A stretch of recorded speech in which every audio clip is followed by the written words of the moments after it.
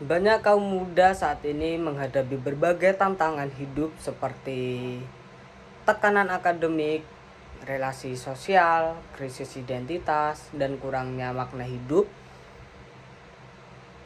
Hal tersebut sering membuat remaja kehilangan sukacita, damai, dan juga arah hidup. Halo, perkenalkan saya Edo Inggaredika. Saya merupakan mahasiswa semester 2 dari STP KAT Santo Fransiskus Asisi Semarang.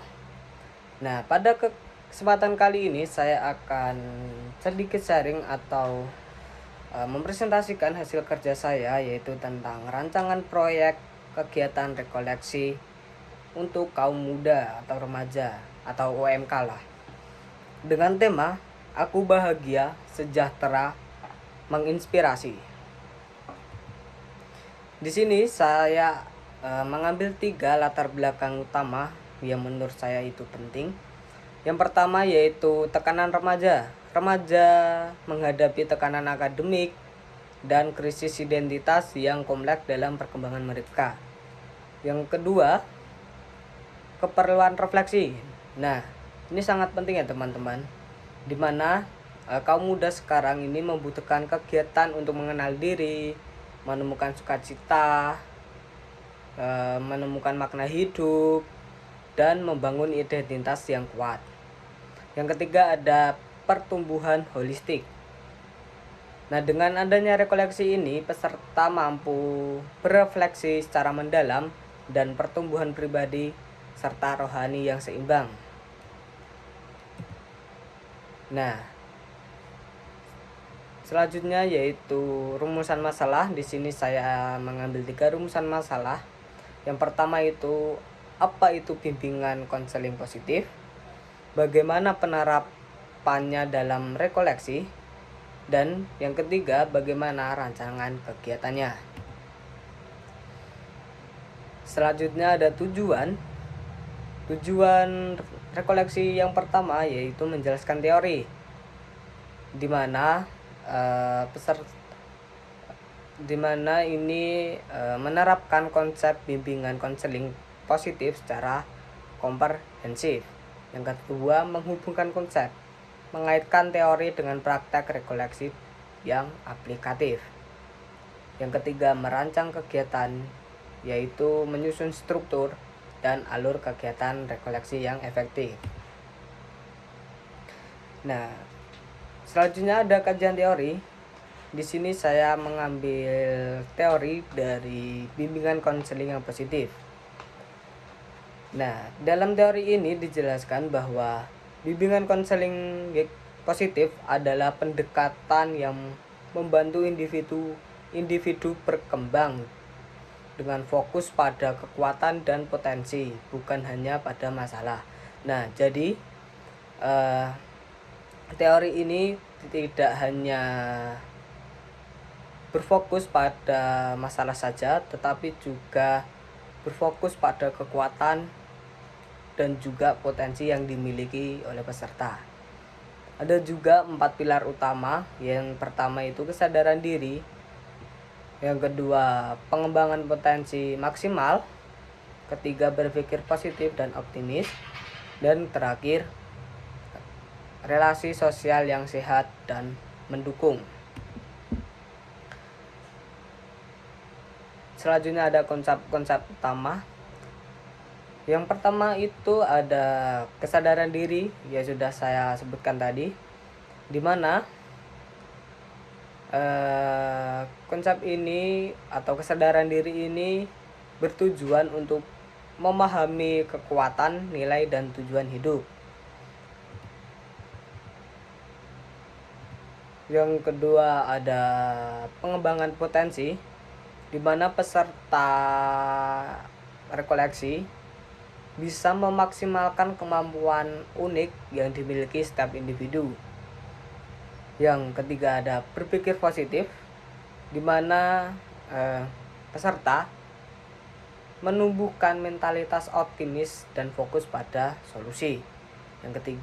Yang keempat ada relasi yang sehat, membangun hubungan yang mendukung pertumbuhan. Nah, untuk poin yang keempat ini sangat penting ya teman-teman, dimana kita membutuhkan dukungan dari lingkungan sekitar, entah itu keluarga, teman, sahabat, dalam pertumbuhan kita. Tidak lengkap juga kalau rekoleksi ini tidak ada dasar kitab sucinya. Nah, maka saya di sini memberikan satu dasar kitab suci, yaitu dari kitab Yohanes bab 10 ayat 10 yang berbunyi, "Aku datang supaya mereka mempunyai hidup dan mempunyainya dalam kelimpahan." Nah, dalam ayat ini menjadi dasar bahwa setiap manusia diciptakan untuk hidup dengan penuh makna, kebahagiaan, dan kesejahteraan. Rekoleksi adalah jalan untuk menemukan kelimpahan hidup tersebut. Selanjutnya ada rancangan rekoleksi dengan tema Aku Bahagia, Sejahtera, Menginspirasi, di mana dalam rekoleksi ini menggali 3 dimensi kehidupan yang penuh makna dan memberi dampak positif. Untuk sasarannya yaitu remaja dan kaum muda atau OMK dengan usia 13-25 tahun yang sedang mencari identitas dan makna hidup. Metode pelaksanaan yang pertama itu sharing kelompok, di mana peserta berdiskusi secara interaktif untuk saling berbagi pengalaman dan perspektif. Yang kedua ada refleksi pribadi. Nah, dalam refleksi ini peserta diberi waktu untuk merenung dan mengenali diri secara mendalam. Dan yang terakhir, ketiga itu doa dan renungan, momen spiritual untuk berdialog dengan Tuhan dan menumbuh dan menemukan kehendaknya. Selanjutnya ada susunan acara. Yang pertama yaitu sudah pasti pembukaan dengan isi pengantar dan pembukaan acara dengan berdoa bersama. Yang kedua itu ada ice breaking, permainan penyegaran untuk menciptakan suasana yang nyaman. Yang selanjutnya sesi ketiga itu materi 1, Aku Bahagia, di mana peserta diajak untuk menggali makna kebahagiaan dan rasa syukur dalam hidup. Materi sesi 4 yaitu materi 2, Aku Sejahtera, di mana peserta ini dapat mampu menemukan kesejahteraan lahir dan batin yang seimbang. Dan sesi kelima adalah istirahat, di mana ini adalah waktu untuk makan, beristirahat, dan bersosialisasi. Yang selanjutnya sesi ke-6 ada materi 3 yaitu Aku Menginspirasi, di mana peserta dapat atau mampu menemukan cara untuk memberi dampak positif kepada orang lain. Yang sesi ke-7 ada refleksi, waktu untuk merenungkan pembelajaran dan komitmen pribadi. Dan yang sesi ke-8 ada sharing, yaitu berbagi pengalaman dan insight yang diperoleh atau berbagi pengalaman yang sudah diperoleh selama kegiatan rekoleksi tersebut. Dan sesi terakhir yaitu penutup. Ada dalam sesi terakhir ini yaitu doa penutup dan pemberian tugas refleksi lanjutan.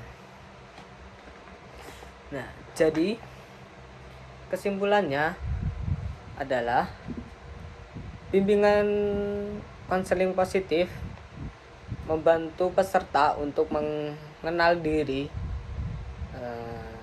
menerima diri dan mengembangkan potensi yang dimiliki. Dalam kegiatan rekoleksi, teori ini sangat berguna untuk mendukung pertumbuhan pribadi dan spiritual kaum muda. Melalui tema Aku Bahagia, Sejahtera, Menginspirasi, peserta diharapkan mampu menemukan sukacita, damai batin, dan semangat untuk menjadi pribadi yang membawa pengaruh baik bagi sesama atau bagi masyarakat sekitar. Nah, sekian presentasi yang dapat saya sampaikan. Terima kasih.